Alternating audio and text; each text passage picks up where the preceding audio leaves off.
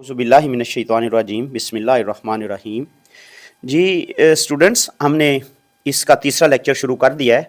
Exercise हमारे पास चल रही है 6.2 और 6.2 में क्वेश्चन नंबर 1 और इसका सेकंड पार्ट मैं आपके सामने लिख चुका हूँ। हमें उसमें फाइंड क्या करना है, हमें जो क्वेश्चन दिया गया है उसमें कहा गया जी A1 निकालें, A2 निकालें, A3 निकालें और A4 निकालें। यानी पहली चार टर्म्स फाइंड करनी है, जबकि A5 is given, A5 equal to 17 है और A9 इक्वल टू 37 है।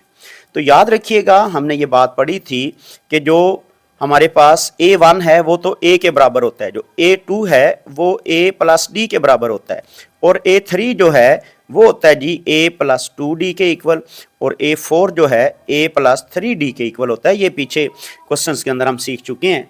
तो अगर यहाँ पर हमें इनकी कीमतें निकालनी है तो मेरे पास एक तो A का पता होना चाहिए और एक D का पता होना चाहिए।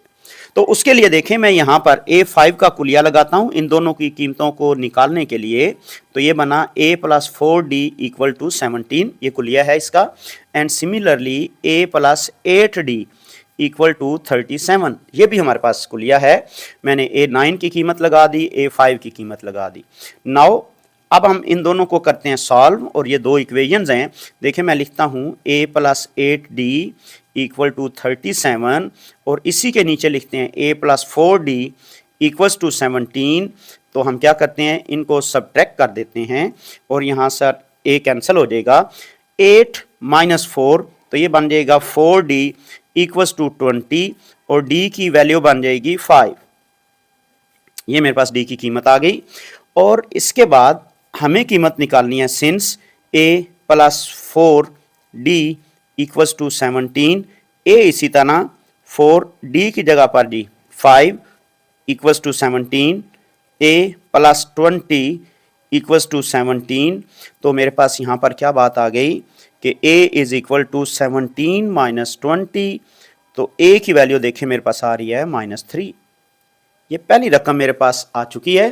A और D भी ऑलरेडी है मेरे पास, तो मैं इनसे बाकी सारी की वैल्यूज़ जो हैं वो फाइंड आउट कर सकता हूँ। किस तरीके से, देखिए ज़रा, A की जगह पर तो आ जाएगा जी कितना, -3 और यहाँ A2 के लिए मैं लिखूँगा जी -3 प्लस D कितना है जी 5।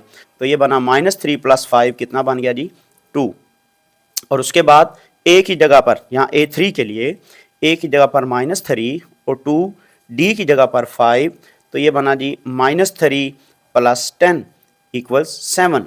और A4 के लिए हम लिखेंगे A की कीमत यानी -3 और 3 इंटू D की कीमत यानी 5। तो क्या बना -3 प्लस 15 इक्वल्स टू बन जाएगा जी 12। तो मैं कहूँगा this implies required 4 terms are, पहली तो थी -3, उसके बाद फिर 2 और उसके बाद फिर 7 और उसके बाद फिर 12। तो यहाँ तक ये हमारा टॉपिक क्लियर हो जाता है। मैं आखिर पे आपको फिर बताता चलूँ, अरिथमेटिक सीक्वेंस या अरिथमेटिक प्रोग्रेशन वो प्रोग्रेशन होती है जिनमें जो नंबर्स हैं, यहाँ पर सीक्वेंसेस के अंदर जो नंबर्स यूज़ हो रहे हैं इनका डिफरेंस सेम रहे। देखिए -3 में 5 ऐड करेंगे तो 2 आएगा, 2 में 5 ऐड करेंगे तो 7 आएगा, 2 में 5 ऐड करेंगे तो 7 आएगा और 7 में 5 ऐड करेंगे तो 12 आएगा। तो ये देखें यहाँ पर बात समझ आ गई कि सीक्वेंस इसमें कॉमन डिफरेंस कितना था 5, पहली रकम ये थी। तो बाकी टर्म्स हमने फाइंड आउट कर ली। इंशाल्लाह नेक्स्ट लेक्चर के अंदर हम बाकी क्वेश्चंस को सॉल्व करेंगे जी। अस्सलाम वालेकुम वरहमतुल्लाह वबरकातुहू।